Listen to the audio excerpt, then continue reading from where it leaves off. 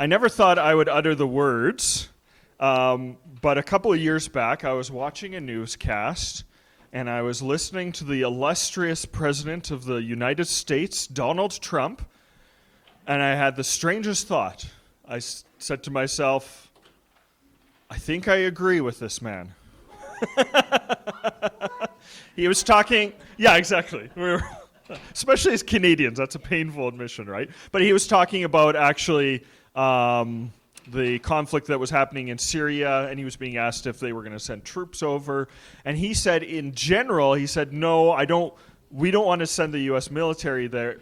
And he says, in general, I think our military is overcommitted in foreign nations, and we should have the policy of withdrawing from foreign conflicts in general. And I'm thinking, yeah, because you have your nose in too many other people's business. And his reasoning was a little different, and I won't get into that. But it was a very startling moment. It's like, yes, we agree on something here, which was a very rare feeling for me. And I don't want to get up this morning to talk about politics per se, so much as to get into this idea of it's like sometimes people that we fundamentally disagree with, people that we think we have nothing in common with, sometimes will come out with stuff like this, and it's like that might actually be worth thinking about a bit, worth noticing even. And that kind of gets us right into where we are in Philippians this morning. As we read already with Mr. Phil, we're in Philippians chapter 4, verses 8 and 9. But as I thought about those verses, I realized actually that's happened to me over and over again, not just in newscasts, but even in more personal ways. I remember when I was contemplating going into ministry full time as a young 20-something, and kind of humming and hawing about it back and forth. Have you ever encountered a teacher you had at school in a more adult situation, and it's just been an awkward encounter because you suddenly have no way? Like you don't know understand the situation. And Teresa, I'm getting a. Okay, tell me your experience. I mean, we laugh about it now, but it was really awful. So I had just started dating Trevor. Okay. And I was invited to. That was awful. Just awful. Yeah. And then he took me to his roommates who were having this big Christmas party, and I walk in. My grade 8 French teacher is sitting right there as a wife to a friend of his.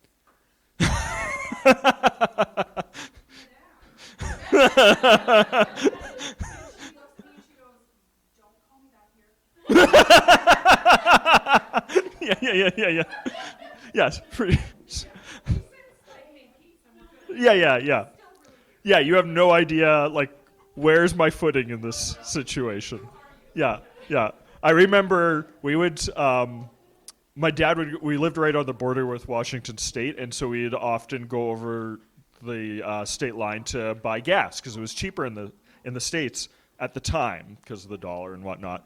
But there was a gas station, there was just this tiny little town of post office, 3 houses, and a gas station / bar / general store. And so we'd go over there, buy gas, and come back. And so we went in to pay for the gas, which you kind of had to walk. The cash register was also the bar. It was a funny setup or whatever. So I'm there with my dad, and who is playing pool but the drama teacher from my high school, and he's got a beer on the table or whatever. And it was just a really bizarre spot to meet him, which I thought was weird at the time. Far weirder was meeting him 3 days later in the parking lot of the library, and he was nursing a very obvious hangover at 8 o'clock in the morning on the middle of, but it was school is over. I was working at the library that summer, and again, it was this awkward social situation, right? It was well, hi, and I'm literally parking my bicycle right beside where he's obviously just peeling himself off of the pavement where he's been sleeping. It was just really, but at the whole time I'm trying to figure out this is right at sort of the pinnacle of me of trying to figure out if I should go into pastoral ministry. And the first thing out of his mouth as he gathers himself together is hey, Tyler, what are you doing now that you're done high school? It was just like, actually, I'm thinking about becoming a pastor. And I've never had, this is the most I've ever talked to this man in my entire life. And he looks at me like he doesn't know me from Adam, and he says, that's a good idea. We need smart people as pastors. And I'm just like, thank you. And walked into the library, end of conversation. I was like, I don't know what to do with this information. But it was funny because it's like, now in retrospect, I kind of wonder if the Lord put that in my mind, because one of the biggest things, and I think I've said this to you before, is I struggled and continue to struggle with as a pastor is I'm not the warmest person. I don't feel like where I think a lot of people naturally slide into sort of that sympathizer, comforter, counselor thing. That's just not my personality by nature. And you can work into it. But his comment kind of opened this idea to me. It was like, yeah, I suppose on the other hand, as a pastor, you spend a lot of time in your study too. That is something that you need to be good at. And it was like, okay, that kind of opened my mind a little bit. It was like, I wouldn't have gone to that person in that situation for that insight, but it was helpful. And I've thought about that over the years. And so when I get to Philippians chapter 4, verse 8, that's kind of what one of the things that rings in my mind. And so let's get there this morning. Paul says, finally, brothers and sisters, whatever is true, whatever is noble, whatever is right, whatever is pure, whatever is lovely, whatever is admirable, if anything is excellent or praiseworthy, think about such things. And then he carries on in verse 9. He says, whatever you have learned or received or heard from me or seen in me, put it into practice, and the God of peace will be with you. So my question for you this morning is, are you living your best life? That's a phrase I think that gets bandied around a lot. But for Paul, the simple answer was that your best life is actually your Christian life. And that by being a Christian, actually, we should have sort of broad access to thinking about all the best things in life and then living a lifestyle that conforms to that of Jesus Christ. That's our Christian life. And as we got to this morning, I didn't plan it out this way. There was some interjections along the way, but when I planned out my preaching months ago, I wasn't going to fall here, but then we ended up on Mother's Day. And I thought, this is to me, a really great couple verses to conjoin with Mother's Day. And so I haven't said it yet this morning, but to all the mothers in the room, happy Mother's Day. We're glad you're here. But as I got to thinking about this verse this week, it's I think it's really a great verse, because I know for Mother's Day, it's not always an easy day for a lot of people. It's motherhood, or even just the potential of motherhood, can be kind of painful. And, whether that is dealing with infertility or miscarriages, getting to that point can be difficult for moms. And we want to honor you for going through that, even just the potential of being a mother. But then the actual work of being a mother can be difficult too, right? Early mornings, late nights, for myriad different reasons. There's suffering just in the act of it, right? But the verse reminds me that it's we all actually, we celebrate mothers, and so in that way the day is kind of for them. But I think we all celebrate because regardless, we've all in this room and everywhere else have a mother, period. And the verse reminds me is whatever is true, whatever is lovely about this person is what I get to celebrate. And I can say that wholeheartedly, because it's that is not saying that my mother or your mother or any mother is necessarily perfect by virtue of being a mother. But we can all probably in our mind find somewhere where it's this thing they said, this thing they did, this gift they gave me, this sacrifice they made, there was something noble about that. There was something good in there. Almost universally, for most of us, we have something that we can pick out. And we celebrate that this morning. And so as part of our celebration for the moms in the room, we have some roses here. And so we're not going to hand them out right now because then you'd have this dripping wet thing on your lap for some of you. But at the end of the service, for sure, on your way out, come pick one up, and that'll be our little token for you to celebrate Mother's Day with you this morning. And so we want to honor you in that way. But Paul's point in Philippians is for all of us, actually, to think on these. To think on whatever, he says, think on, whatever is sort of his phrase he keeps coming back to. And it's supposed to be broad. He says, whatever you can think of, wherever you can find goodness in this world, he says, center your thinking on that. He's purposely laying it out wide. And this lines up, this is wisdom. This lines up with other wisdom writers in the Old Testament even. If you're following on the outline, I've got a reference there from Ecclesiastes chapter 11. It's stuck in my head, I think in the King James, which the NIV has rightly moved away from. I think it's probably a poor translation in terms of accuracy, but as with the King James, there's something poetic about it. Cast your bread upon the waters, and it will return to you in many days. And it does actually get at, I think, the idea of what Solomon's trying to get at is that if we're looking for good things in life, we have to cast the net wide. We have to look beyond just sort of our usual haunts. There's goodness in this world, and if we want to be open to it, we need to cast our arms wide. And so what Paul's giving us, I think, as Christians is a license to listen broadly, to pay attention even to people that we might fundamentally disagree with. We were talking about this last night.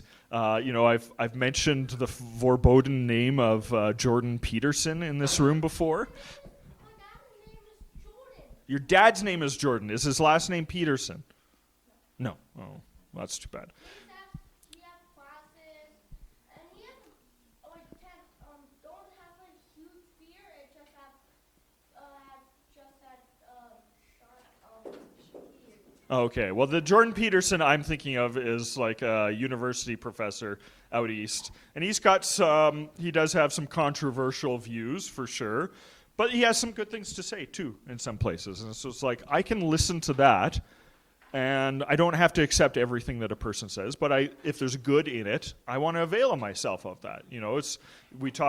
Phil was talking about watching movies, and it's like, you have to learn to spit out the bones sometimes. There's stuff that you don't need to dwell on there, but then at the same time, there might be something good to say.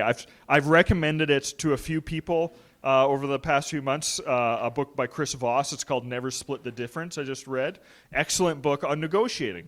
I really enjoyed it. The man is not a Christian. He's a ex-CIA worker who dealt with hostage negotiation. He doesn't have to be a Christian for me to learn something from him. And I feel fairly confident in talking about this because I think that's Paul's point. He's talking to a Philippian church that is surrounded by a Roman Greek culture that is pretty hostile to the faith.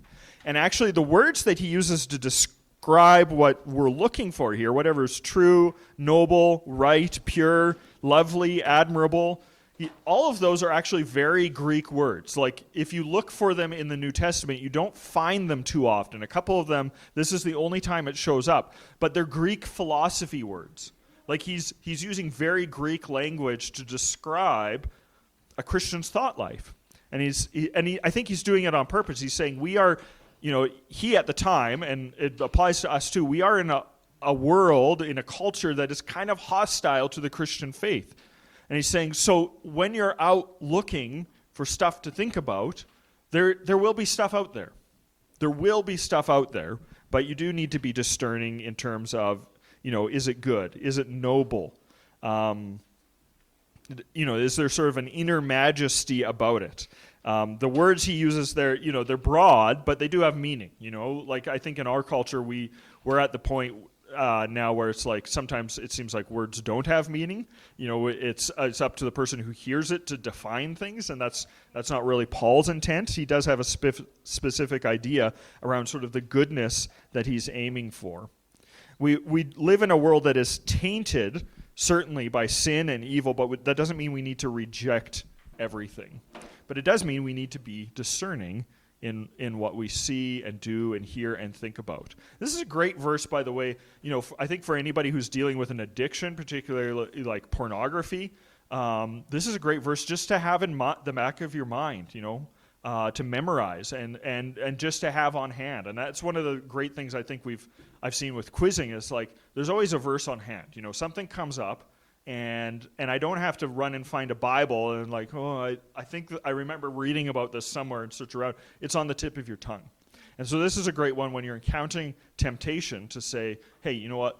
This is not pure, this is not noble, this is not lovely, and so I'm going to put it away. And I'm going to think on something else. I'm going to think about different things.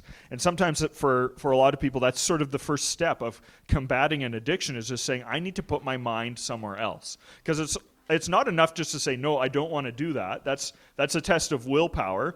And usually we get an addiction because we've already failed that test.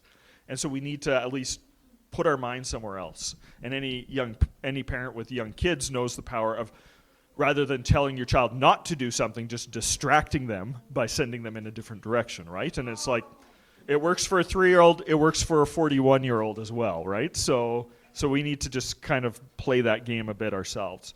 So Paul says, first off, think. Think about whatever is good, whatever is pure. But then he gets on to practice, and that's a little different. He says, whatever you have, okay, so we have that word again, whatever you have learned or received or heard from me or seen in me, put that into practice. Put it into practice, he says. So that's necessarily, it sounds broad. He uses that word whatever again, but he's narrowing it a bit. He says, think about whatever good thing you can find in this world, but what you want to put into practice is actually you should probably see modeled in the Christian community first and foremost. And we've talked a lot about, it's come up a lot through Philippians, of saying we need, especially older believers around us, to watch their example, to see their lived experience, and to follow in their footsteps a bit. Because it's one thing to have an idea of like, that sounds really good, but it's really helpful to have somebody that you can look at and say, but how does that turn out in life actually? If I live my life that way, am I going to turn into somebody who is generous in spirit, open-minded and loving? Or is it going to turn me into a gross old man that's grabbing the nurses at the nursing home, right? Like we don't want to end up there, right? So it's good to hear, it's good to see where those things go. We want to have breadth of thought, but then our practice is probably going to narrow down a little bit. We need mentors. We need role models. And we even need a bit of tradition. We were discussing this as we got around to Easter this year, particularly around the Good Friday service. It's like, it's nice to be informal. It's nice to be able to do what we want in a service, but sometimes tradition kind of helps us add meaning, helps us understand the significance of events in the Christian year, significance of events in our own lives. And sometimes tradition also helps us kind of understand, okay, this is sort of, people have been thinking this through for 2,000 years, and this is where they've ended up. And that's not there to limit us. That's not to say don't try anything new, but it's, don't let your thinking get so far ahead of your practice that, I'm here Sunday morning, but my mind is in 100 different places because it's so broad. So it brings it back into focus for us.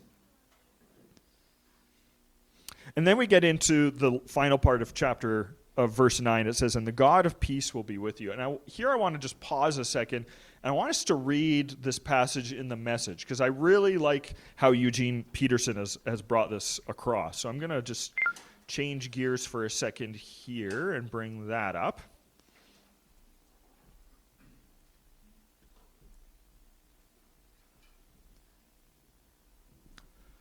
He says, summing it all up, friends, I'd say you do best by filling your minds and meditating on things true, noble, reputable, authentic, compelling, gracious, the best, not the worst, the beautiful, not the ugly, things to praise, not things to curse.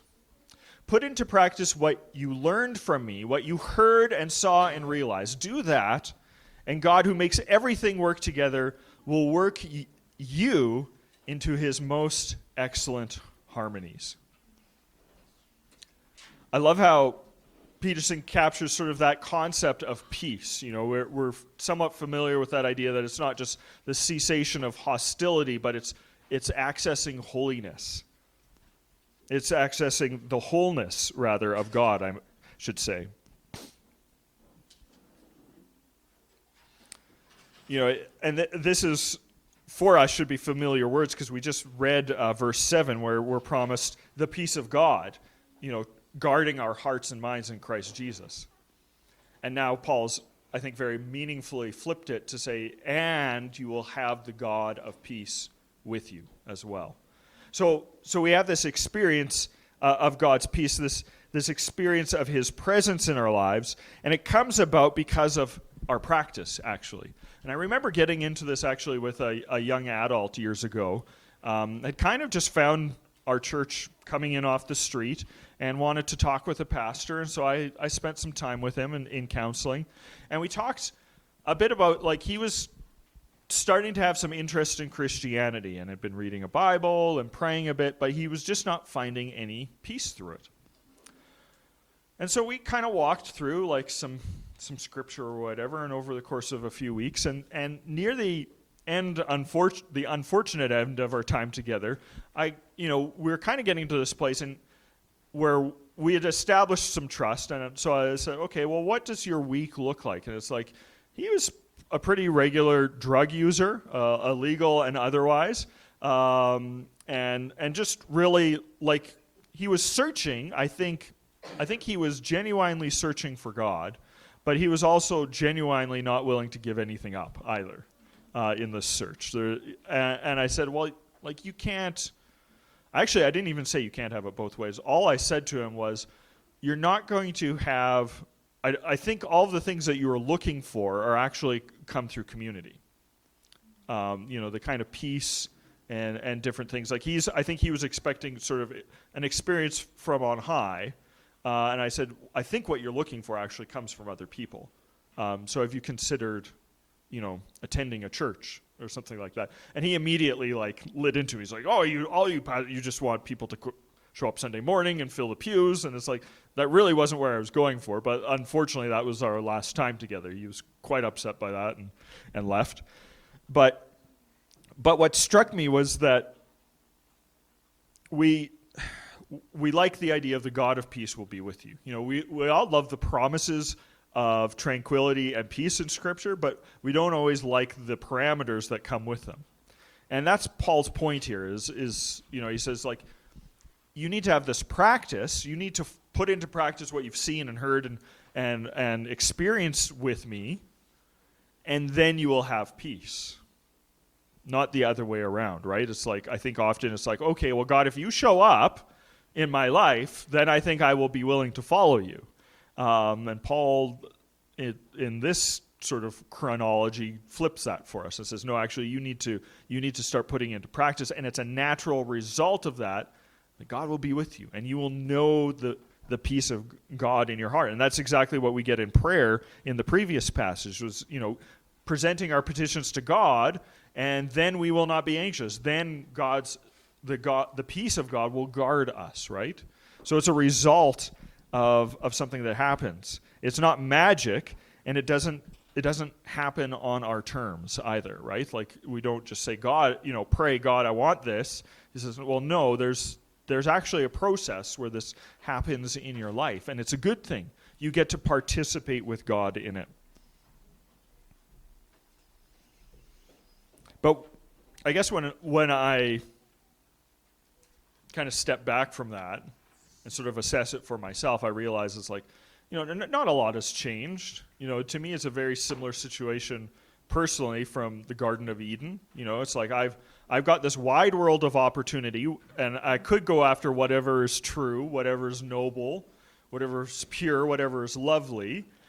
But somehow I'm always attracted to the one thing that I know that I shouldn't have, right? And I think we all experience that in our lives. It's like we've got this wide world of opportunity before us, but we want to pick the thing that is unhealthy. We want to pick the thing that actually squishes and squashes our spirit, the thing that actually pulls us away from God, the thing that is evil. I still want the tranquility and contentment, but I'm torn. I want things my way. I want God on my own terms. And again, going through the book of Romans was always encouraging to me because I'm not alone in that. He who sits in his sin alone is most truly alone. That's a quote from Dietrich Bonhoeffer. And the reality is that we all go through stuff like that. Even Paul went through that. I said, the book of Romans, the end of chapter 7, he's going through the same thing. He says, I end up doing the things that I don't actually want to do. And I'm torn. It's like I'm trapped in my sinful body. And he says, who will deliver me from this body of death? And then the next sentence is, thanks be to God in Jesus Christ, because he's our deliverer, right? What a wretched man that I would be otherwise. Thanks be to God. And particularly in Jesus Christ. When I think about, the Gospels, it's like generosity of spirit, looking for the good in people that you would naturally not agree with. And it's like, actually, if we make a careful reading of the Gospels, you see that portrayed in Jesus' life. Like, yes, he goes to the Jews, and he's very conspicuous about that, but when other people need to hear from him, when other people need his touch to be healed or just need a miracle, he's not withholding. We have the lady at the well in Samaria. He's glad to speak with her, despite social customs that would keep them apart, racism that would normally separate them. A woman from Sidon that shows great faith. Foreigners that were not really welcome in Israel were welcome in Jesus' presence. Samaritans, Sidonians, even the hated Romans. He says of some of the Roman, a Roman soldier that encounters, he says, I've not seen such great faith in Israel. What a compliment from a man of faith himself. Jesus, I don't think, really cared too much about where he found the goodness in people. He was glad just to find it. And he was glad to die for it as well. This morning we're celebrating communion. And I want us to take a little time to pause and just let that sink in, that God, in his goodness, was for us, despite us being far away from him. That was the ultimate example of somebody looking for the goodness in people, seeing something that was worth redeeming, even in somebody that was totally, in some ways, unredeemable. Isaiah says of us that our righteousness is like filthy rags. That there was nothing, as much as Isaiah says there was nothing about the suffering servants to attract us to him. He says, you know what, actually there was nothing about us that would naturally attract God to us. That God had to overcome that some way, and he did it in Jesus Christ. And so this morning we're going to celebrate communion. We're going to take some time just to remember that God came and died for us while we were still sinners. That there was something that drew him to us, and it wasn't because there was some inherent little grain of goodness in us that he saw, but he knew that he could make us into something good.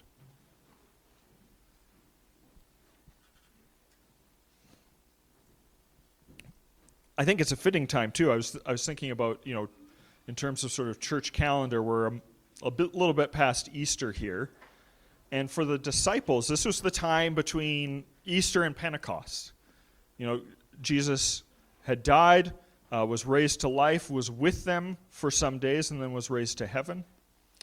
And then between that period, there was a bit of waiting for the next thing that God was going to do.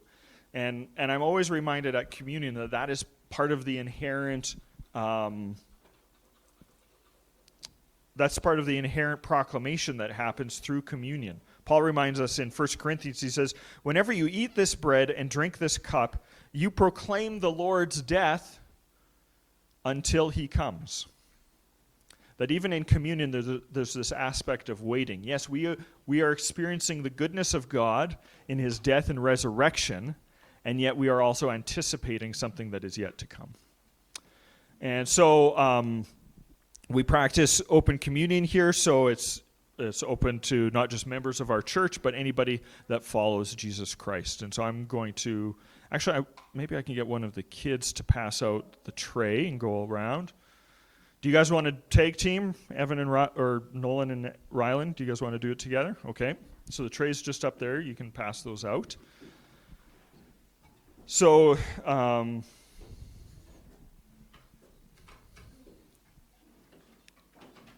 yeah, just take the whole thing around, the whole tray, and you can just pass them out. Excellent.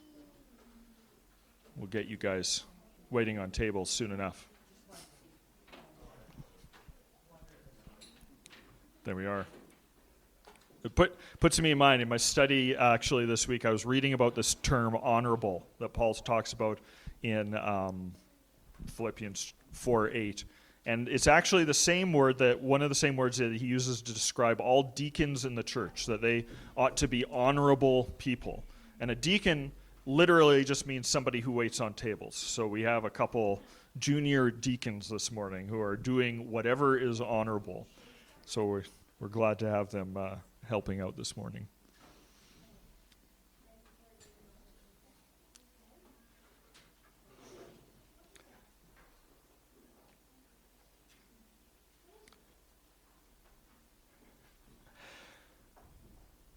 So as that's passed out this morning, of course, we remember the symbols of communion. That the bread, and if you want to open up the top layer of your little cup there, the bread / wafer / cardboard, as my children like to refer to it, is the reminder of Jesus' body broken for us. That there was a sacrifice that had to be made. That Jesus had to not just sort of give up his life in some sort of theoretical sense, some figurative sense, but that he very literally was crushed for our transgressions. That his body was broken for us. Thank you, Nolan.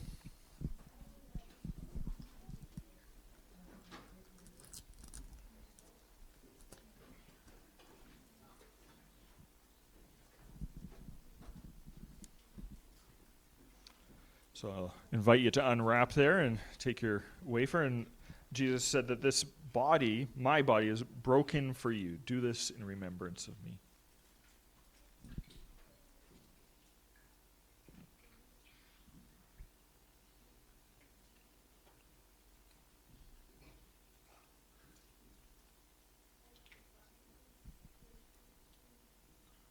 As the bread reminds us of the consequences of our sin, that somebody had to suffer for us in our place, so too then the cup reminds us of the good news of communion as well.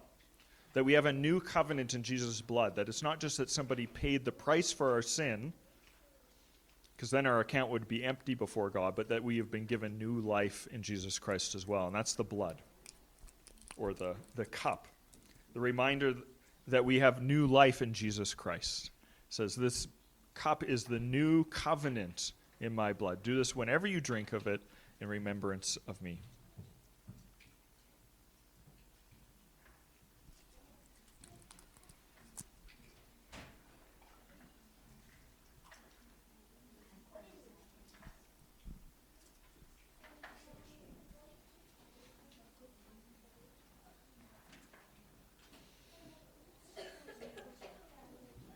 I think one of the wonderful things about communion is that it gets us back to the gospel, the good news of Jesus Christ. It reminds us that even in a passage like Philippians, where it's basically, think about good things, see these good things lived out in others, and put that into practice, and the God of peace will be with you. Like, it's very, I think, forthright in declaring, here's a command for us to follow, I think even in that we see the gospel that none of this is possible without what Jesus Christ does in our lives. So it's not about me just shaping up. If I don't have peace in my life, it's because of my own problems. But that peace is, to me, accessible in the good news of the gospel. But I do want to leave us then with, what do we do with that, though? Like, it's good news, but how do I act on that? How does that change my life? Something that we've been discussing a lot, actually, in the last few months with the leadership team is just this idea of discipleship in our church, that it happens, and we all kind of agree it's a good thing, but what's sort of our roadmap for that? And as I got to the end of this passage, I thought, yeah, this is a really good question, a good passage to focus our discipleship. And so I wanted to encourage you, maybe this week is a good week to be intentional about discipleship. And as I thought about it, it's like, some of this, we talked a bit about mentoring and having role models, and some of that, I think a lot of that actually, certainly in our adult culture, it's like, it's really hard to do that without buying a cup of coffee for somebody, I find. As much as I'm not much of a coffee drinker. But I think that's what it looks like for a lot of this. It's like, I've been in sort of institutional settings in Christian settings, where we very much tried to formalize these relationships of like, okay, I have a specific mentor that I'm working with over the next year. But I think for a lot of us, it's like these things happen in a much more informal sense, around a cup of coffee, around maybe a bite of lunch that we grab. And so if we're going to be intentional about it still and yet informal, I think what it ends up looking like is a cup of coffee and maybe one or two good questions. If we're looking for somebody to follow, it might just be simply saying, hey, here's where I am at in my life. And I noticed that I know that you went through something like this too. How did that, and then we finish the sentence, how did that work out for you? What did you do in that situation? Tell me more about that. Or we might be on the other end of saying, I see this other person in my church, my life, my work, wherever, and I know they're struggling with this situation. And I know that at the very least I could be a support to this person. I might have even gone through something similar and might be able to help them out. And so I might call them up and say, hey, can I buy you a cup of coffee?